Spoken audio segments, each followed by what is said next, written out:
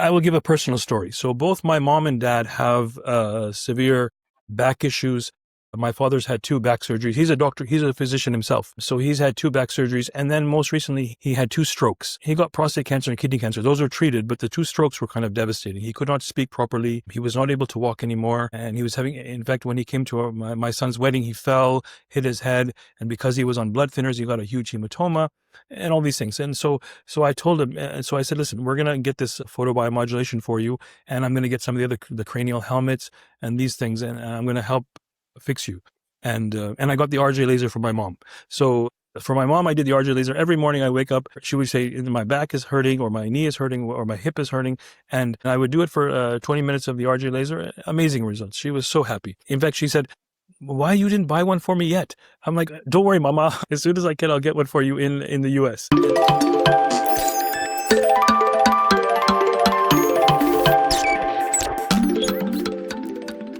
Yeah, so hi and welcome to a new episode of the New Light Medicine podcast. Today I'm very honored to have Dr. Shah from Dubai, or right now in the US, as my guest. He's a very famous neurointerventional surgeon, but also trained in multiple other specialties. Yeah, but let me ask him to introduce himself and tell us a little bit more about his very impressive background. So Dr. Shah, many thanks again for being with us today. So yeah, maybe we can just start with you introducing yourself and telling us a little bit about your background in medicine. Sure. So I was originally, I went into medicine wanting to do surgery. So that's why I went to medical school in Canada. Even though I'm from the US, in Canada, medical students were given much more of a free hand. In the US, because of lawsuits, malpractice, medical students don't get to do anything or touch patients. But in Canada, it's very different because they don't have the malpractice type of environment. So over there, even as the 3rd year and 4th year, I was able to do surgeries. I was able to do like small surgeries like tonsillectomy, adenoidectomy, and appendectomies. But this was all under a surgeon's guidance, of course. So that's why, and I originally wanted to be a surgeon. I said, I want to be a surgeon. This is what I want to do. So I was going to Canada for that. And I was very active. I got to I wanted to be a neurosurgeon. And I knew that. And I already planned that long in advance. Then when I got to medical school, one day we had a very odd case. Not odd case, and it's very common to see this, but it was a very impressive case. We had a patient with pancreatic cancer, and the cancer had invaded into the stomach. And then at the same time, it had also eaten one of the gastric arteries. So usually you have 4 different gastric arteries. You have the gastroepiploic arteries, and then the short gastrics, then you have right gastric, left gastric arteries. This one had gone through one of the gastroepiploic arteries, which is one of the bigger arteries. And so this patient presented to the emergency room shooting blood out of his mouth. It was like spitting like large volumes of blood. And I was on the surgical rotation at that time, and I saw all these surgeons running around, like the chief resident was running, everybody was running, and the ER guys were running around, and this guy was bleeding, and we're trying to get blood, so we're calling the blood bank. We need units of blood, we need FFP, we need cryo, we need all these things. And then all of a sudden, out of nowhere, this guy in black shows up. He's like wearing black scrubs, and I look at this guy, and he just walks in the room, and he goes, okay, you, and he starts pointing at people. He starts telling what to do. Okay, you get the blood, and you go to the ICU, get the ICU bed ready, and then he's talking to our surgical chief resident. He goes, okay, get the patient to the cath lab now. I was like, who is this guy? So then I found out he's an interventional radiologist. So then he takes the patient to the cath lab, and we put and the patient's still bleeding, throwing up blood, this and that, and this guy, just very calm, very cool, very collected. It gets the patient ready, punctures the femoral artery with a needle, puts a wire in, and he does this in the space of 30 seconds. So needle, wire, boom. Then he puts a sheath in. Then he gets a catheter, these long catheters, and he starts putting the catheter in, and we're watching on the fluoroscopy because we're in the control room watching this. And he puts the catheter in, and you can see him get over to the what we call the celiac axis. So the celiac axis then has supply to some gastroduodenals and other arteries. And actually, we found out it was not the gastroepiploic artery; it was actually one of the gastroduodenal branches that was actually bleeding. So he gets in, and he puts the catheter in, and we're watching, and he's doing this very smooth. And then he gets the thing, and then he looks to the nurse, and he goes glue, and we're like, what is he talking about glue? And then he's getting impatient. He's like, glue, quickly. Then they put glue in his hand. He puts in the catheter. Next thing you know, he stops the bleeding. Boom. He just pours the glue. He has done it in like 30 seconds. The patient stops. The patient's blood pressure improves. He stops bleeding. The patient's like feeling good. And then he just looks around. And he goes, okay, I think I'm done here. Takes his gloves off like this, and he walks out. And I go, who was that guy? And they're like, that's Batman. I'm like, I want to be Batman. So he was an interventional radiologist, and he was a very skilled interventional radiologist at the Royal Victoria Hospital, where I was training. And so at that point, I switched. I'm like, I don't want to be a surgeon. I want to be an interventional radiologist. And so that's what guided me to interventional radiology. And then eventually, when I got to interventional radiology, then I met Dr. Mehta. Dr. Mehta was quite an interesting Indian character. He was a great doctor. He had trained in Russia in neurointervention. And so I remember I was on a neuroradiology rotation with him, and he goes, so, son, what do you want to do? I said, I want to be an interventional radiologist. He goes, no. In his Indian accent, no, you will not be interventional. What the hell are you thinking about? Interventional radiologist. No, you will be a neurointerventionalist. I'm like, what's a neurointerventionalist? He's like, we do the big things. We go into the brain and we stop aneurysms and we coil aneurysms and we control AVM bleeding and we do this. And we do that. I'm like, really? And he's like, yeah. And so he took me kind of under his wing. He was an interesting character. Really, he would smoke in his office constantly, right? So this is in the 2000s. You're not supposed to smoke in a hospital, but no, he would have his cigarettes. He'd be smoking in his office. And then you come in his office and he quickly put the cigarette out. And then you say, Dr. Mehta, what were you doing? He's like, I was doing nothing, shut up. He wouldn't say anything. But he introduced me to neurointervention, and he was really, because he had trained in Russia, he was really amazing. I mean, he could do things with neuro catheters in the brain that even now, I think about how he did those procedures. It was amazing. So that's when I decided to become a neurointerventionalist. And then from there, I went into neurointerventional surgery. I did a lot of pediatric cases also. So I tried to get a wide variety of experiences. So I trained at MD Anderson to learn about cancer interventions. And then I went to the University of Michigan and Detroit Children's Hospital to learn about pediatric interventions. And then I worked in Northern Michigan for a while, and I learned interventional pain management procedures. So I had a partner there who was a PM&R doctor who taught me how to actually diagnose things based on physical exam and based on other things. As radiologists, we didn't really have that training. We did pain injections. We used to do mostly CT-guided pain injections for the neck or for the joints or for the lumbar spine. As far as actually seeing the patient and then actually diagnosing the patient, those skills I did not have. And luckily, he was a very nice partner of mine, and he taught me how to actually do physical exam and do a good history, find out all about the patient, and then know where the patient's pain is coming from. Because he would always say, listen, when you're doing this, you have to find out where the pain generator is. And sometimes the pain generator is not just one thing. It's not just a disc. It may be a disc plus the nerve plus the muscles, and then the biomechanics are changed, so that will cause pain. So I got that wide variety of training, and then I decided to move to Dubai because my wife liked Dubai and she wanted to live there. So next thing you know, we all moved to Dubai, and Dubai was very interesting. It was very different from the U.S. as far as how medicine is practiced. Over in the U.S., there's like very strict regimented rules. Everything is like protocols. It's all like cookbook medicine. Dubai was still, in that point, it was still a very developing medical ecosystem. And so there was a lot more leeway to how you treated your patients, what you decided to do, what kind of therapies you can do. And so at that time, I'm trying to think how I got into, Dr. Weber. So not your doctor, not your father, Michael Weber, but the other Dr. Michael Weber. I consider him my mentor in photomedicine. And so we met him at the American Spine Center. And he came with a Iranian doctor, Dr. Zandi, who was a biomechanical engineer. And so they came with this device, this Weber endolaser and a red light bed, and he had some other things. And I said, what the hell is this? You're going to use light to treat people? I'd never heard of anything. I mean, other than, so I had heard of like esophageal cancer, they would do photodynamic therapy. I remember one of my medical school classmates did a whole presentation on esophageal cancers, and then the gastroenterologist would put chemicals into the tumor, and then they would bring light down and they would shine it, and the tumor would be destroyed.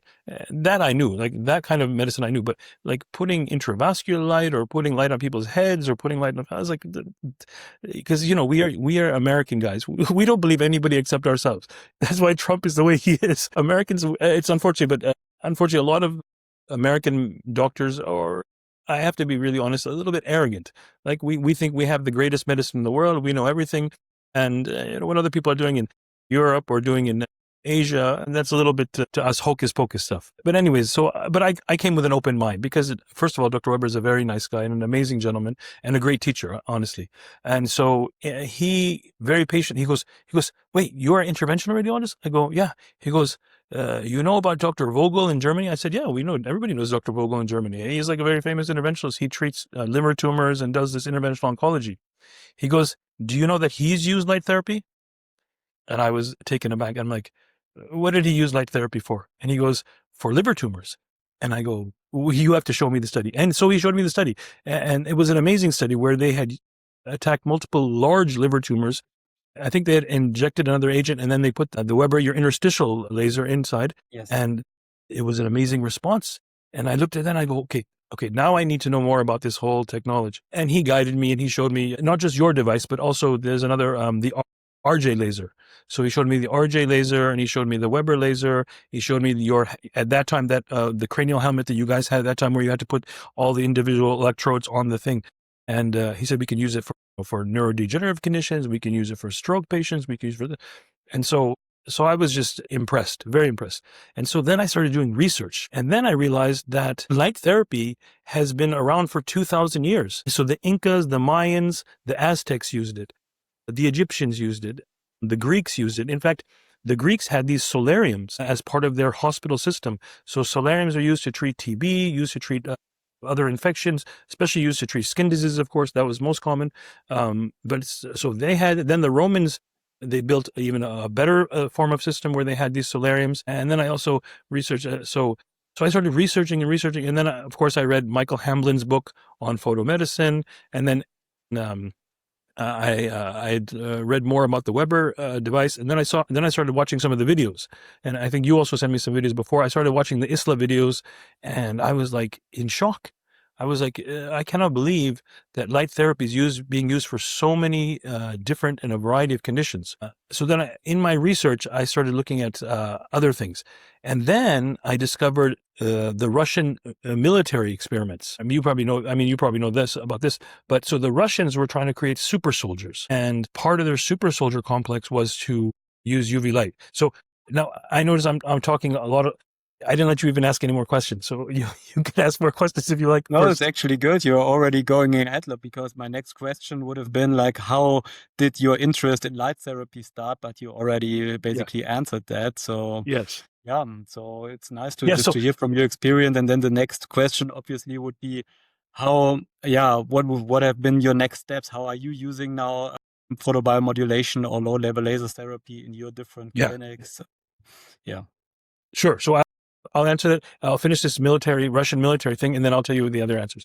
So the Russians were trying to build super soldiers, and they had done it a few times in the 60s, in the 70s. It was really the Soviets at that time. And then later in 1992, the Russians started their whole super soldier experiment again. And with that, they started using UV light. And first they did what we call extracorporally. So they would have a catheter in the artery, and it would connect to a vein. And in the meantime, what would happen is they would shine UV light on the tubing. So that was the initial way. And they noted amazing increases in pulmonary function. So lung capacity increased, cardiac output increased, and most amazingly, their cognition increased. So like they could do mental tasks much, much faster. And the other thing that's also incredible is these soldiers, because they also used it for the Russian cosmonauts, these soldiers were much more resilient to cold, to heat, to anything. I mean, really, they became super soldiers. And of course, then they started doing, so they said, you know what, why are we doing this external? Let's do it internal. So they started doing intravascular light. So that was something that was just amazing, and an amazing intervention. And I think your father, who's obviously the pioneer of intravascular light therapy, maybe you can give me a little background. Maybe I'll ask you the questions. How did your father figure out, because I know that a lot of the Russian people, after the wall fell, they came over to Germany and they started asking for these therapies. And I'm not sure if they were available or not available. So now I'm going to pose the question to you, Robert. We're going to do a little back and forth. I'll be the interviewer. How did your father get from the Russian science to developing his device? Yeah, you're absolutely right. We knew that the technology was coming from Russia. We were using lasers in a different way before, mainly for topical applications, for laser acupuncture, pain management, and things like that. But then he came in touch with a Russian doctor who became his assistant doctor here in Germany. You know, we also have an education system when doctors want to become like general doctors or go into private practice. And then he got an assistant who was looking for education, and he was coming from Russia. And then he saw that we were already using lasers for different things, and he was basically the one telling us, oh, in Russia, we are using lasers already for 30 or 40 years. In the university hospitals, in cardiology, we have little intravenous systems with red lasers. And this was a point where we got really excited. And this guy brought over a little machine from Russia, basically in his suitcase when he was traveling back from Russia. And we were just trying it on our patients with chronic disease, you know, like all the patients in our regular daily practice, patients with chronic liver disease, heart issues, all the patients where regular conventional medicine failed, where we did not see any improvement any longer. And just with 10 sessions of red laser intravenously, we just did lab tests before and afterwards, and basically everyone got better kidney functions, better liver function, better heart function. So in the end, this was so exciting to see that we decided to develop our own technology, our own device, by help also of the German government. We got some funding from this. And then we created our own machine and developed it further step by step by adding the additional lasers like the green, the yellow, the ultraviolet. And then after a while, we had the full spectrum, and the field just was continuing to grow.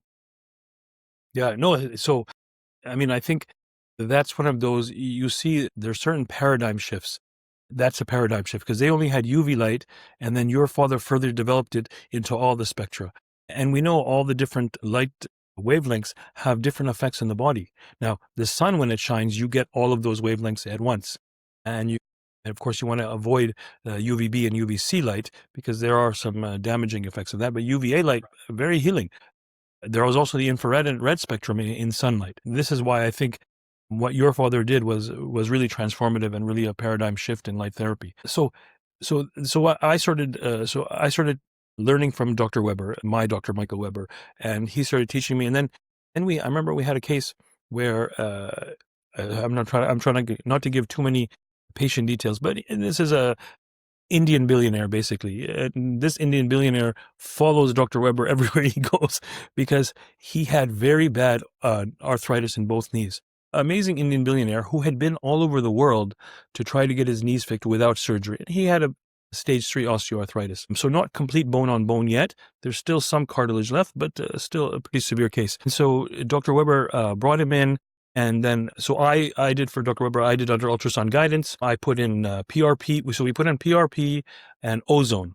And then he took red light and blue light, and we put 2 needles in, and then he put those into both knees. So we did one knee first, and then we did the second knee. And so I started talking to this guy. I go, so tell me, what have you found? And he goes, this is something incredible. He goes, I've been to doctors. I've had stem cells. I've had ozosomes. I've had exosomes. I've had all kinds of injections, PRP. He goes, but the relief I get from this combination of, at that time, it was PRP and the light therapy. And I added the ozone because I told him, ozone works great as an anti-inflammatory, and it will help also supercharge the PRP. In fact, they call it prozone. So people who use ozone and PRP, some people call it the prozone therapy. So I said the two of them work together. And actually, honestly, after that session, he really did well for at least a year, as he would, because he's in the automotive industry. He would say, I'm coming for my yearly tune-up. Like a car, I have to get tuned up every year.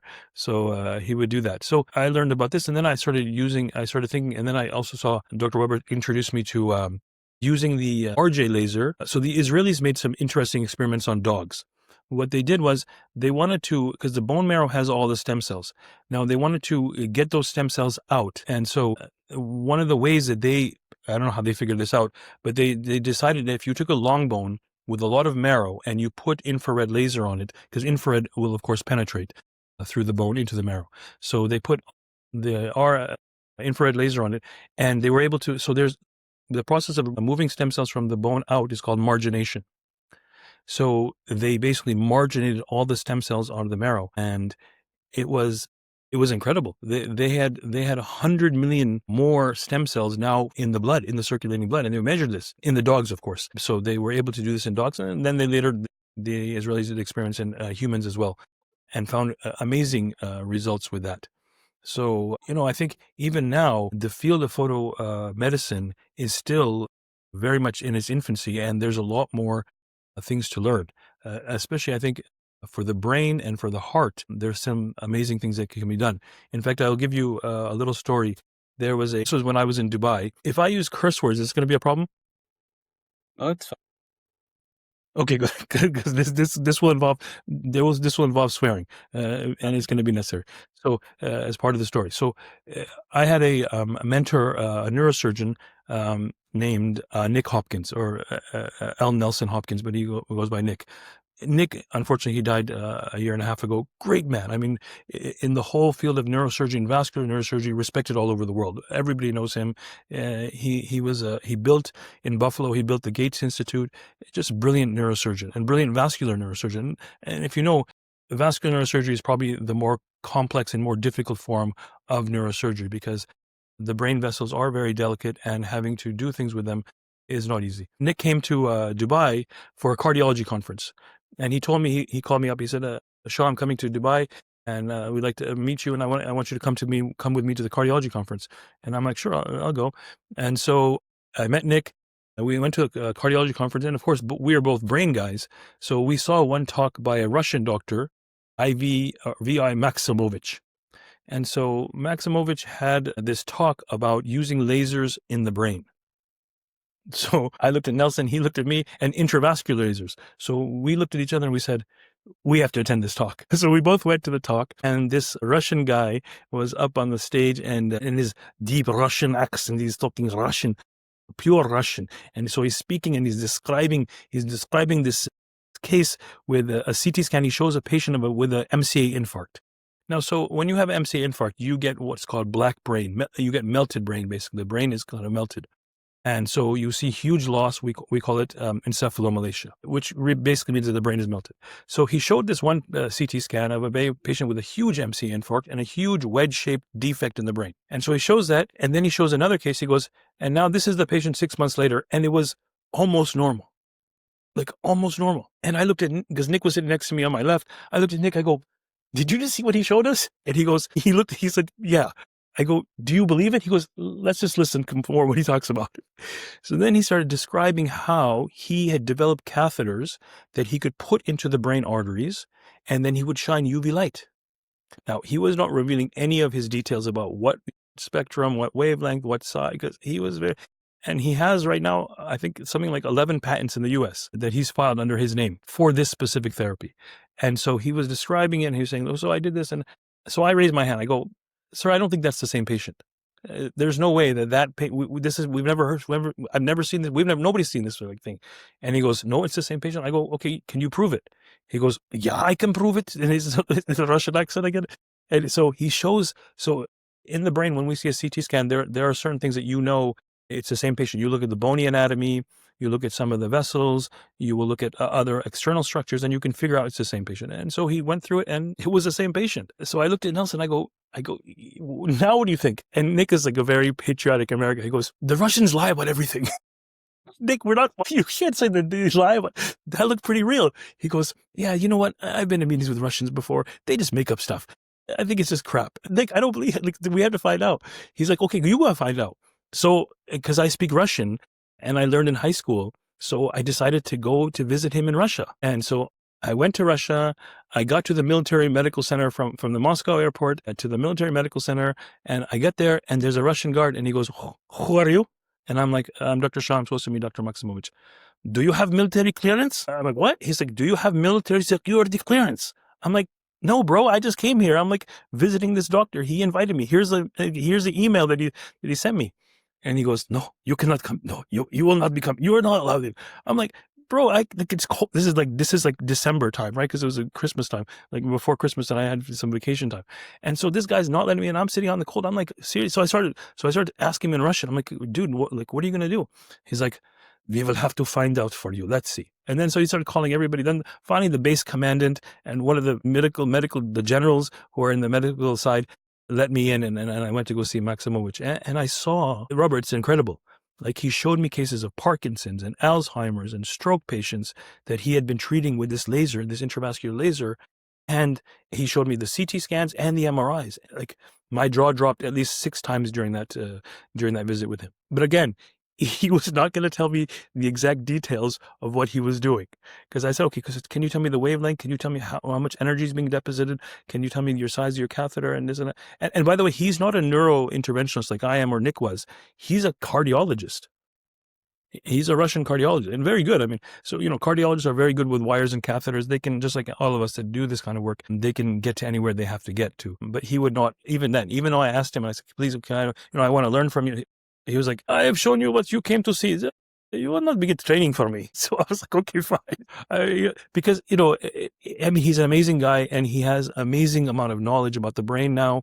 But he doesn't want to share yet. So I said, you know what? I'm an interventional radiologist. Our job is to figure out workarounds. That's what we do. We figure out other solutions. So inshallah, we will work on other solutions in the future. But yeah. So now in the U.S., so I'm developing these regenerative clinics, and I've already taken some machines. And the same thing we did in Dubai, by the way. So that one of the most I guess luxurious stem cell clinics in Dubai, which is the Aeon Clinic in the Royal Atlantis Hotel. My friend Dr. Salman Gilani and myself were very interested in bringing regenerative medicine at a very high level, and photobiomodulation at a very high level, to Dubai. And so we met a surgeon, and this was one of those, perchance things. I was in the locker room at one of the hospitals, and I was getting changed for one of my operations. And I saw a surgeon there with gray hair and a long ponytail. And I recognized him. I go, that's Dr. Jaffer, the very famous plastic surgeon. And I go, so, hey, you're Dr. Jaffer, the plastic surgeon? He goes, yes, I know. And we started talking, and he said, and he had also been interested in stem cells and regenerative medicine and kind of therapy. So he said, I'm thinking about opening up a clinic in the Royal Atlantis Hotel. And I go, what's the Royal Atlantis? He goes, no, it's the Atlantis Hotel is the big one with the big arch, but they built this new one, which looks like a Lego box, basically. And we're going to have a stem cell clinic there. We'll have not just stem cells, but it'll be a regenerative medicine, longevity, peptides, and bioregulators and other things all there. So me and Salman kind of helped him set up the clinic and set up the equipment. And so Salman brought the ozone dialysis machines, and then he also said, okay, these are the photobiomodulation. He had a full list of all the photobiomodulation. So one was, of course, the RJ laser was on the list. Your device, the interstitial, and of course the cranial helmet, that version that you had first. So that was on the list, and there was a few other red light bed and a few other things. And so we said, okay, we're going to set this up, and we did. And that clinic is very successful. In fact, this is well known, so I'm not revealing anything, but Beyonce was like one of the first patients because she opened the hotel. She was the opening act for the debut of the hotel. So we treated her. And then I think the famous actor Idris Elba, he also came down to the clinic a couple of times. And there was other celebrities and these kind of people who would stay at the hotel and would find out, oh, there's a stem cell clinic here, there's a peptide clinic here, they have light therapy, and they would come down and a lot of times for a lot of celebrities, we were introducing light therapy to them for the first time, and they'd be like, well, what's this for, and how do you use this? And I said, it's intravascular laser. And they'd be like, you're going to shine a light into my veins? And I'm like, yeah, we're going to shine a light into your veins.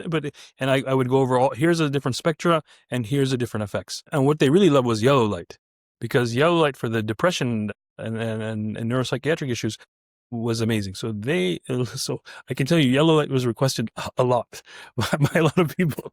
So, but that clinic became very successful, and it's doing very well right now. I did the same thing at Novomed. So there was a anesthesiologist who was very famous. He built one surgical center, plastic surgery center, and then he did an exit strategy where he sold it to NMC, which at that time was the biggest healthcare organization in UAE, and he sold it to them for multi-millions. But as part of his contract, when he sold it in the exit strategy, he would have to leave the country for 2 years. And so he did. He went back because he made enough money. He could do that. He went back to the U.S. and then when he came back, he established a new group of clinics, a very exceptional group of clinics called Novomed. And Max is an amazing doctor, an amazing anesthesiologist himself. but a really great businessman too. And so he established this. And so I approached him with photobiomodulation, and he was on board immediately. And he goes, "Can we get Dr. Weber to come?" I go, "I never thought of that, but yeah, if you send him the invitation, I think he will come to Dubai." And so your dad did. So we did our first teaching session, and your dad, I mean, honestly, for his age, he has unlimited energy. I'm sure it's because of the photobiomodulation, but he was standing and treating these patients one after another, and most of them were the other actual doctors. So our doctors did the first treatments on themselves. So he's standing there, and the dude didn't sit down. I had to sit down, and I'm in neurointerventions. I do like 6-hour cases sometimes, and I got tired. He's still standing there, and he's doing this, and he's teaching, and he's full of energy, and he's like, "Here, we're gonna do like this." I'm like, finally, I said to him, I go, "Dr. Weber, do you ever sit down? Like, do you not feel tired?" And he goes, "No, I'm very young." He goes, like, then he showed me the watch. He goes, "I have the watch on. See?" So no, yeah, I feel very good all the time. But so he did our teaching session, and then like he spent the whole day there. And then the next day he did another teaching session in Sharjah, and I think he did one more in Ajman maybe at another clinic. But yeah, just amazing man, amazing individual, amazing, kind, gracious, and an amazing teacher. So very impressed with your dad at that time. I was just like, I was like, so finally I made him sit down. I go, "Okay, you sit down. I'm going to go get you coffee. You're going to sit down. I'm tired watching you. So you have to sit down." So finally he reluctantly sat down. But, and that time, so we got that machine for Novomed. We got the machine for the Aeon clinic. And then we got one more machine for Medcare. So Medcare was opening up a longevity clinic called Wealth, UELTH. And they had a lot of famous American doctors, again, who are, longevity specialists and this and that. And Dr. Chopra, Dr. Chopra, who's wrote all the books about different medical things. He was one of the directors. But they knew nothing about photobiomodulation. So I talked to the general manager. I said, if you're going to open a longevity clinic, you need to have photobiomodulation. And he's like, "Well, what is that?" And I'm like, "Well, this is what it is." And then finally they did. And they also got there was another doctor trained, a Saudi doctor, a functional medicine doctor, the Saudi guy. So he was living in Dubai. So he also joined. And so that machine was being used there. It's an amazing journey. And now I'm doing it in the US, because again, in the US, there is still very limited knowledge about photobiomodulation. There's a few practitioners who are intelligent, and they've gone to the ISLA conferences, and they've learned the techniques, and they've learned about photobiomodulation. And of course, Harvard has an endowed chair for photobiomodulation, and Michael Hamblin, of course, one of the deans and who wrote all the textbooks, was in that chair, I think, until last year, and then now he's in South Africa. But another amazing man. Obviously, if Harvard Medical School has recognized the effects of photobiomodulation, it's still surprising why it hasn't spread like wildfire through the US. But, I think there's still, unfortunately, there's still reluctance. People are they don't want to use something which they're not familiar with, or which they didn't use in their training, or they didn't go to a course. So I think that will change soon. And I think once enough clinics are developed where they're using it and they're seeing results, I think it will be a revolution in American medicine for sure. Yeah, and that's actually our job, like doing those conferences, doing this podcast, trying to educate people or tell them what is possible with light therapy or photobiomodulation.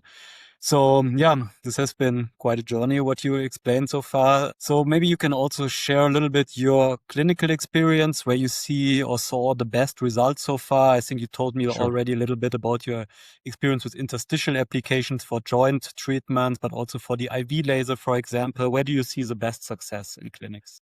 So I will give a personal story. So both my mom and dad have severe back issues.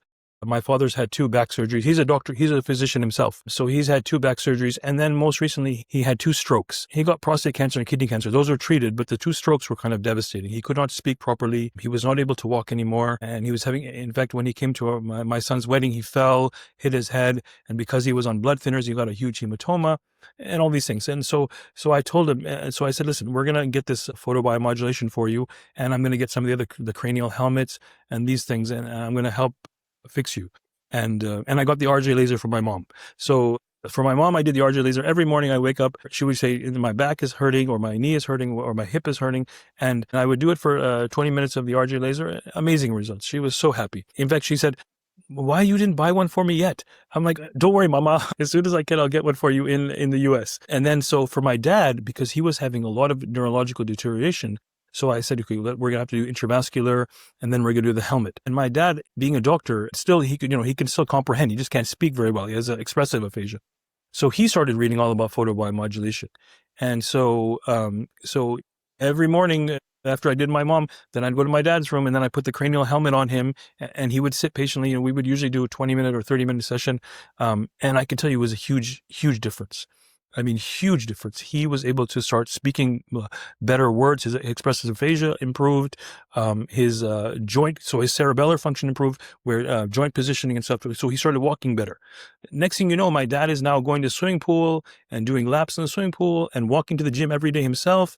And before, my driver had to take him, or somebody had to assist him to get to he started waking up in the morning. He has his cane, of course, and he would just start tapping on the door or something, and he wants to go to the gym. So then he'd go to the gym, and honestly, I think the health, both my parents improved so much with this photobiomodulation. And of course, we did a few things, although we did some stem cell injections for him. We did some exosomal injections as well for both of them. But really, I think it was the photobiomodulation that probably helped him the most. And now you guys have the better version of the helmet, which is amazing. The design is amazing. The number of laser diodes you have on it is amazing. And the penetration is amazing.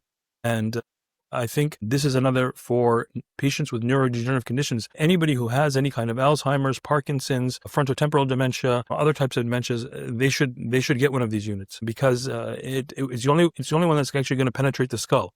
I mean, all these red light therapy ones are good, and I think the red light therapy ones work because the scalp is highly innervated. And so the scalp vessels, and we know there's communication between the scalp vessels and some of the intracranial vessels. In fact, that's why they always tell you, for your face, if you have a pimple, don't pop it. And the reason is because the vessels connect to the brain. And if you have an infection here, that infection can go in the brain, you can get a very severe meningoencephalitis. And so I think the red light therapies work, but they're not very effective, honestly.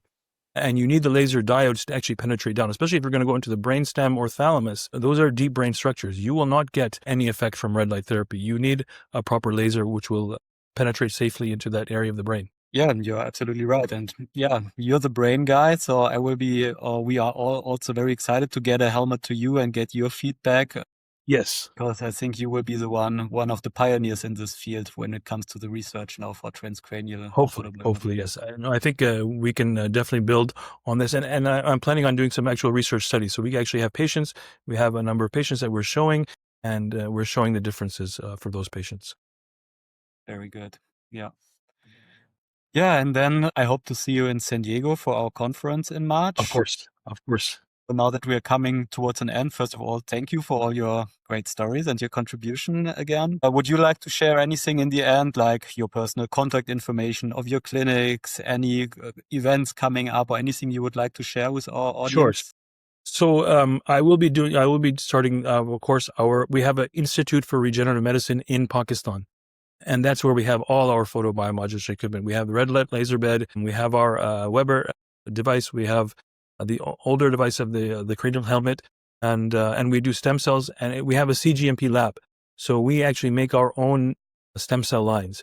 We have neuronal precursor cells. We have myocardial precursor cells. We have muscular precursor cells. We have chondrocyte precursor cells.